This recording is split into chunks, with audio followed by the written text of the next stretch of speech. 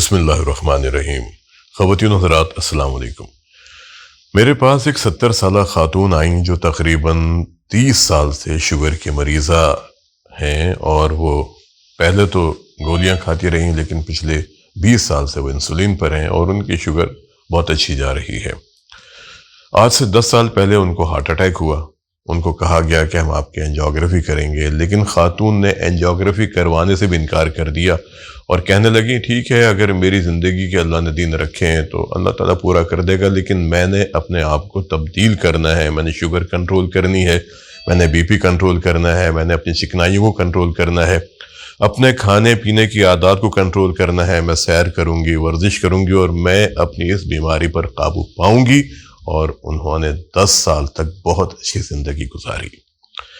آج سے تقریباً 1.5 سال پہلے ان کے شوہر کا انتقال ہو گیا۔ میاں بیوی میں بہت زیادہ محبت تھی اور ان کے میاں تو بہت پیار کرنے والے تھے، لیکن جب ان کی 1.5 سال پہلے ڈیتھ ہو گئی تو یہ خاتون بہت زیادہ ذہنی دباؤ میں آ گئیں، اور ہم کہتے ہیں نا کہ ذہنی دباؤ ایک بہت بڑی وجہ ہے ہارٹ اٹیک کی، اور آج سائنس اس بات کو شو کرتی ہے کہ وہ لوگ جو بہت زیادہ ذہنی دباؤ میں ہوتے ہیں ان کا واقعی ہارٹ اٹیک کا امکان بڑھ جاتا ہے، کیونکہ جتنا زیادہ ہم پریشان ہوں گے اتنا ہی ہمارے خون میں وہ ہارمونز، وہ کیمیکلز پیدا ہوں گے جن میں نور ایڈرینالین ہے، کورٹیسول ہے، جو دل کی دھڑکن تیز کرتے ہیں، شریانوں میں تناؤ لے کے آتے ہیں، بلڈ پریشر کو ہائی کرتے ہیں، اور ان خلیوں کو جو کلاٹ بناتے ہیں، پلیٹلیٹس، ان میں ایڈھیسونیس، ان کی چپکن کو زیادہ کر دیتے ہیں۔ تو اس کی وجہ سے دل کی دھڑکن کی تیزی، نالیوں میں تناؤ، ہائی بلڈ پریشر اور ان خلیوں کا ایڈھیسونیس کا زیادہ ہو جانا، چپکن کا زیادہ ہو جانا، کلاٹ کا زیادہ بننا، یہ چاروں چیزیں پھر انسان کو انجائنا اور ہارٹ اٹیک کی طرف لے جاتی ہیں۔ تو وہی ان خاتون کے ساتھ ہوا کہ ان کو تقریباً کوئی 2 ہفتے پہلے کمر کے اوپر کے حصے میں ان کو درد محسوس ہوا۔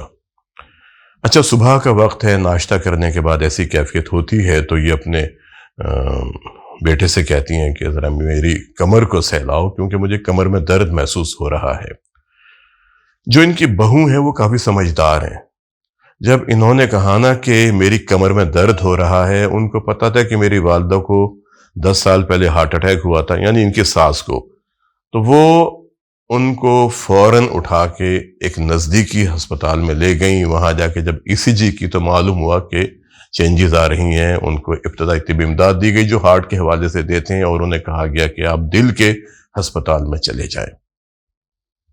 دل کے ہسپتال میں جا کے پھر ان کا معائنہ کیا گیا، اور وہی جو ہمارا ایک پروٹوکول ہوتا ہے، جو ایک آبزرویشن میں رکھتے ہیں، پھر اس کو ٹریٹمنٹ کرتے ہیں، پھر ورک اپ کرتے ہیں، پھر الٹیمیٹلی پھر ہم وی گو فار اینجیوگرافی۔ ان کی اینجیوگرافی کی گئی تو معلوم ہوا کہ ان کے دل کی نالیوں میں بہت زیادہ تنگی ہے۔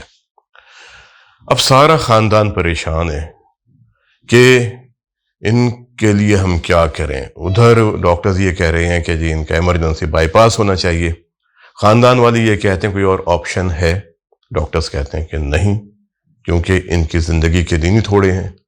اب یہاں پر میں اپنے دوستوں کے ساتھ اختلاف یہ کرتا ہوں کہ دیکھیں، زندگی اور موت ہمارے اختیار میں نہیں ہے۔ ہمیں یہ بات اپنے مریضوں سے، ان کے تیمارداروں سے نہیں کرنی چاہیے کہ آپ کے پاس 2 دن ہے، 4 دن ہے، مہینہ ہے، 2 مہینے ہیں۔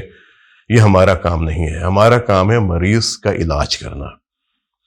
موت اور زندگی اللہ کے اختیار میں، کب جانا ہے ہم نے nobody knows۔ ہم نے اپنی زندگی میں دیکھا کہ بائی پاس آپریشن کروا کے مریض گئے ہیں، باہر نکلا، ایکسیڈنٹ ہو گئی، ڈیتھ ہو گئی۔ تو یہ چیزیں ہمیں اپنے مریضوں سے ڈسکس نہیں کرنی چاہیے، ہمیں ان کا علاج کرنا چاہیے۔ اب ان کے تیماردار، ان کے بچے کہہ رہے ہیں کہ ڈاکٹر صاحب کچھ اور بتا دیں تاکہ ہم والدہ کو 70 سال کی ہیں، بائی پاس آپریشن نہیں کروانا چاہتے، لیکن ڈاکٹرز نے کہا جی آپ کے پاس بس 2 دن باقی ہیں، آپ فیصلہ کر لیں۔ انہوں نے آپس میں مشورہ کیا اور انہوں نے کہا کہ ٹھیک ہے، اگر 2 دن باقی ہیں تو آپ ایسا کریں کہ آپ مؤخر کر دیں، ہم بعد میں آ کے کروا لیں گے، اور وہ ان کو گھر لے آئے۔ اب آپ یہ سوچیں، وہ 70 سالہ خاتون جو انہی بند نالیوں کے ساتھ گزارا کر رہی تھیں، وہ 2 دن پہلے تک بالکل کیوں ٹھیک تھیں؟ اصولاً تو اگر نالیاں اتنی تنگ ہیں، اگر لیفٹ مین سٹیم بالکل ہی بند ہو گئی ہے، یا LAD کے اندر مسئلہ ہے، سرکمفلیکس میں، کورنری میں، OM1 OM2 D1 D2 میں جو پرابلمز ہیں، تو پھر تو ان کو مر جانا چاہیے تھا۔ اللہ کا نظام یہ ہے کہ اللہ تعالیٰ کولیٹرلز بنا دیتے ہیں، اور یہ جو قدرتی بائی پاس ہوتا ہے یہ ہمارے مصنوعی بائی پاس سے کہیں زیادہ طاقتور ہوتا ہے۔ میں نے اپنی 31 سالہ کارڈیولوجی کی زندگی میں یہی دیکھا ہے کہ جن لوگوں کو ہم نے کہا کہ آپ نے اپنے آپ کو تبدیل کرنا ہے، وجوہات کو کنٹرول کرنا ہے، آپ نے سگریٹ نہیں پینی، آپ نے الکوہل کا استعمال نہیں کرنا، آپ نے بازار کے کھانے نہیں کھانے، آپ نے اپنے غصے کو کم کرنا ہے، آپ نے لائف سٹائل موڈیفائی کرنا ہے، بازار کے بنے ہوئے کھانے آپ کے لیے نقصان دہ ہیں، گھر کے سادہ کھانے کھائیں، زندگی کو سادہ بنا لیں، جتنا سکون سے رہیں گے، نماز پڑھیں، قرآن پڑھیں، اللہ کے آگے جھکیں، روزے رکھیں، پھر دیکھیں کہ آپ کو کتنا سکون ملتا ہے۔ دل کو خالی کر لیں، دل کو انتقامی جذبے سے، حسد سے، کینہ سے، بغض سے خالی کر لیں۔ لالچ کتنا بڑا دل کے اندر فیکٹر موجود ہوتا ہے۔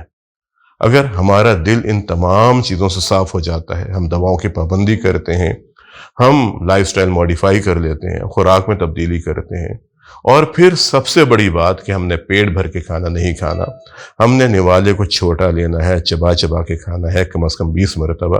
سادے کھانے جیسے میں نے آپ کو بتایا کھانے ہیں، تیزی کے ساتھ نہیں کھانا، کھانے کے بعد ہم نے 2 گھنٹے تک تیز نہیں چلنا، ہم نے سیڑھیاں نہیں چڑھنی، ہم نے اپنے آپ کو ٹیسٹ نہیں کرنا کہ آج میں دوڑ لگا کے دیکھتا ہوں یا دیکھتی ہوں کہ میں کیسی ہوں۔ تو آپ دیکھیں کہ ہم کتنی جلدی اپنے آپ کو تبدیل کرتے ہیں۔ اور دواؤں کی پابندی، دواؤں میں خود سے رد و بدل نہیں کرنا، یہ تمام چیزیں آپ کو ایک بہترین زندگی کی طرف لے جاتی ہیں۔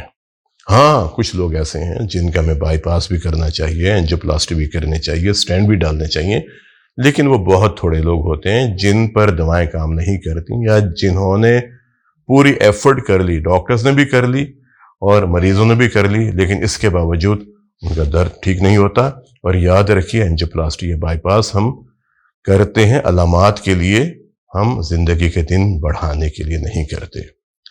تو ان خاتون نے پھر یہی کیا، انہوں نے کہا ڈاکٹر سے کہ دیکھیں ڈاکٹر صاحب، میں نے 10 سال گزار دیے تھے، بس اب جتنے بھی دن باقی ہیں میں انشاءاللہ اپنے آپ کو اور تبدیل کروں گی، میں لائف سٹائل موڈیفائی کروں گی، اور جو احتیاط ہے آپ بتائیں گے میں کروں گی، اور انشاءاللہ اللہ تعالیٰ بہتر کرے گا۔ یہ میرے پاس آئیں، میں نے انہیں پورا پلان دیا، اور آج یہ ماشاءاللہ ایک بہت اچھی زندگی گزار رہی ہیں۔ آج کے لیے اتنا ہی، ملتے ہیں کسی اگلے پروگرام میں ایک نئے موضوع کے ساتھ۔